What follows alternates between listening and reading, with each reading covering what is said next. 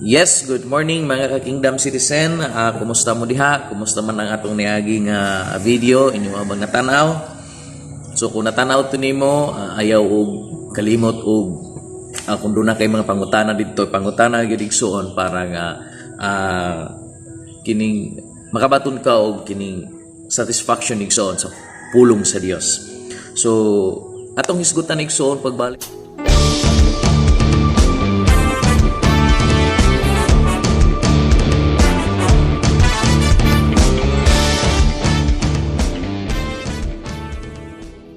So, atong hisgutan igsoon pagbalik una ang katong daan nato nga lesson diin atong nasayran didto nga unsay buot pasabot sa gingharian. So, ako recap ng tagamay igsoon sa ato ang last nga lesson. It's been prophesied, gipropesiya na siya sa mga kakaranan, di sugod pa kang David o even gani didto sa Genesis chapter 3 verse 15 nga naa didto kung imong i-check dito naa kay nakita didto nga saad sa Ginoo. So hantod ning abot sa mga propeta kang Isaias, kang Ezekiel o even gani kang Malakias na didto. So karon nasabtan nato nga ang gingharian di ay dili siya butang nga makita o ako ning pamatudan igsuon dili siya butang nga makita. Di siya butang makita, walay makingon nga tura dito, kaya gingharian sa Dios ni adin nato. So karon, kung atong isgutan din na, mao ginay mensahe ni Jesus nga dala. Dinog mao nay iyahang katuyuan alang kanato nga kita nga mga katawhan sa Dios. Masabtan nato kini. Makuha nato kini. Kay dili man pwede igsoon nga ang ato ang pagtamod sa Ginoo is same lang like ritualistic nga ato ang pagpamuhat din na kaniya. So ginatawag siya og kining ritual na lang. So sa man ang ritual kanang nakasanayan na lang nato. But pasabot igsoon murag nahimo na lang siya natong tulumanon. It's more likely like a memorize things to do. Nana ba? So dili gusto ang Ginoo inana. He want to be our lifestyle. He want to be a people nga nagatuman sa iya. Mga katawhan nga nagapatalingog, mga katawhan nga nagaaplikar sa iyahang mga mando, sa iyahang mga kabubuton. Kaya ang gusto sa hari magud nga makita sa to, we represent the light. Ano siya? Kita ang kahayag sa kalibutan. Ang kahayag dili na mo danag, wala na ni siya pulos. Ingon po siya po, kita ang asin. Ang asin kawadaan sa kaparat, wa na usay pulos. So, no, kita naman igsoon. Mo ni gusto sa Ginoo sa tuwa nga the way nga kita nga mo talk, the way nga kita nga mo act, kinahanglan nga pinasikad o pinasubay kayo sa kabubuton sa Dios. Mo ni siya pinaka first nga atumong sa atong Ginoo nga ato gayod nga makuha. So ana igsoon ang gusto sa hari karon nga samtang kita magkinabuhi asa man ta naaman ta sa atong trabaho, naaman ta sa atong balay, naaman ta sa ato ang mga negosyo, naaman ta sa ato ang mga buluhaton sa uma, sa kahiyupan, igsoon makita dapat ang kahayag sa imong kinabuhi. Dili ang pursuing sa atong Ginoo igsoon tinguha niya nga ato kining makuha nga atong ikinabuhi matag adlaw. It is our life to be. Mo na siya dapat na makita nga naman because si Lord sa dihang iyang ihimo ang tao gibutang niya didto sa lugar sa ngalan diin Eden dinha sa iyang presensya diin provided niya tanan. So karon ato ang last nato nga tawag ini ato ang topic mo na siya mo na dito karon sa atong ikaduhang topic. No, be excited igsoon para sa ato ang next topic karon. Dili lang to taason kay always atong mga topic igsoon kay taas man siya. ato ni siyang i-itemize lang, ato siyang i-summarize lang. Then gihangyo tika nga you can study more. So dili lang taman din niyang imong pag study, because kingdom is learning daily. So gina-learn na to. Why? Because we need to change our mind. Change. That's why Jesus said in Matthew 4:17, when he began his work, when he began it, ingon siya, repent, for the kingdom of heaven is near. Aray. So, what pasabot ni Ikson? Repent, Ikson, is not just turning away. We can turn away, but still all the saved files in our hard drive, meaning in our heart, mga saved nga files diha, meaning mga kinabuhi na to nga naa paghihapon din hangawa na to mabuhi, mahitabo lang igsoon nga di gihapon katumanan ang kabaguhan sa atong kinabuhi. Why? Because the bondage of your old life still napa siya din. That's why si Pablo niingon siya sa tuwa. Ingon siya sa iyang sinulat sa Taga-Roma, Kapitulo 12, versikulo 2, ingon siya nga kanang nag-awhag siya kanato. Ingon siya nga ayaw ka mo pahiuyon sa pamatasan ni ining panahona. No? Ingon siya, ipabago hinuon sa Dios ang inyong ang inyong kaugalingon. Limang kaugalingon ang iyang gipunto, pero ning hatag na po siya asa mag-una. Siya, ipabago ang inyong kagun pinaagi sa pagpabago sa inyong hunahuna, aron masayra ninyo kung say maayo ug nindot ng mga butang nga mao'y makapahimot sa Dios. Kung nakita ni mo igsoon, change first dili sa makita nato sa itong society. Change, it should be start from our head, our mind. Change, it's diri na siya mag-start.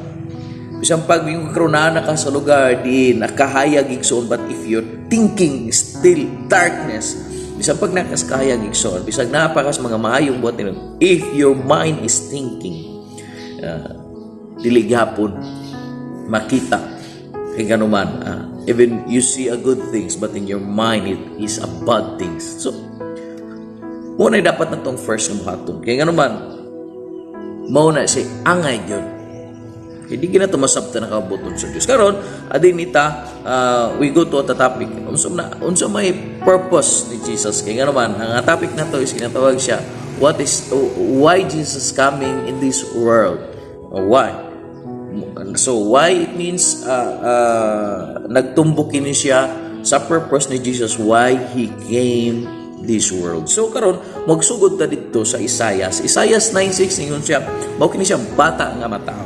So karon kung atoan ni siya tan-awon dito igsoon, naa siya mga pangalan. So tawgon siya giingon ani, Wonderful Counselor, Mighty God, Everlasting Father, Prince of Peace. Mo na ngalan siya dito. But igsoon, confirmation igsoon before siya natao igsoon, when the angel Gabriel came to Joseph, nga sa dihang naglaraw na si Joseph nga iambiyaan si Maria sa tago, but the angel Gabriel came, ingon sa dinhi nasa Matthew chapter 1 verse 21, ingon siya din na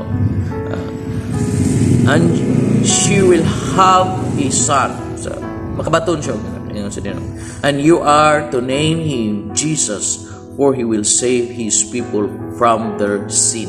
So mao na siya una niya nga, mo na siya pinaka first niya, pinaka prior niya nga work igsoon nga nganong niya siya dinhi, pinaka prior niya nga work mo na siya ang kanang mahimong resulta igabot sa tagna kung kining mga tawhan na mamati sa iyang pulong. Now karon igsoon moadto ta dito sa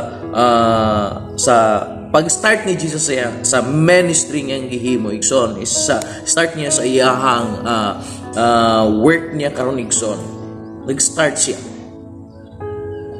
siya ni Then makita nato di karon that si Jesus mismo ang nag-ingon nganong naa siya ug nganong gipadala siya. So karon diri ta magsugod ta sa Matthew 4:17. Matthew 4:17 ingon siya, when Jesus began to preach, he said, repent, for the kingdom of God is near. Tapos karon igsoon, diri nato makita igsoon nga from his birth nga announcing from, and then he start, then he died, and then he rose. Bulo ba kaigsoon nga there's only one message he teach. There's only one subject. Even after sa iyahang resurrection, we see in the book of Acts nga sa dihang siya nabanhaw ug sulod sa 40 ka adlaw siya gihapon nagtudlo gihapon about sa kingdom. Listen, ato masano. During the 40 days after his crucifixion means nabanhaw na siya. He already resurrected. O karon siya. He appeared to the apostle from time to time, and he proved to them in many ways that he was actually alive. Then, ingon siya din. And he taught them about the kingdom of God. You see? After siyang gi-crucify o gilansang, namatay, hantod nga siya nabanhaw sa makadagang higayon sulod sa 40 ka adlaw, nagpakita siyang nagpamatud nga siya buhi og wa siya laing gihisgutan mao gihapon ang gingharian sa langit, gingharian.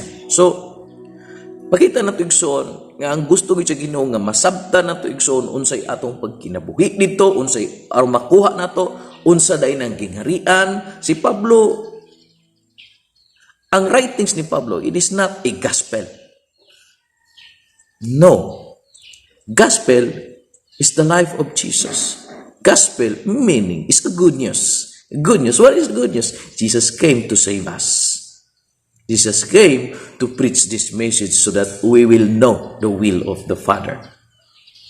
So mo na siya ang purpose. If mingon Jesus, I am your Savior, then without the instruction how to be saved, there's no reason igsoon. Even sa atong mathematics igsoon sa when we are in high school, if you give the teacher the answer, just the answer of the questions, she will not or he will not accept it. Why? He wants you to show your solution how you did it. Why? Maybe you just used calculator. So the goal of the teacher that he want to produce or she want to produce a student that knows how to do it. Sometimes ang tao magudis, he want just like noodles, no? Instant noodles. Like, ting! Ano lang. Parang magic. Ano gusto sa tao eh. But, kung imo tanaw ni Son, wala na gibuhat sa Ginoo ingon ana style. In fact, siya gani nagantos, siya gani ning go through process. Oo. So karon, kuno yung mahitabo. Di mo ito karon sa purpose nga si Jesus ningon kay mang confirmation man to siya nga nakita nato nga mao to iyang buhaton. But dili karon kanang si Jesus ningon unsay purpose nganong gipadala siya dinhi. Why? Because pakita nato igsoon mas nindot man ang nakabase ang atong ginasulti may tungod sa pulong sa Dios, no? Ato na to ang Marcos kapitulo 1 Marcos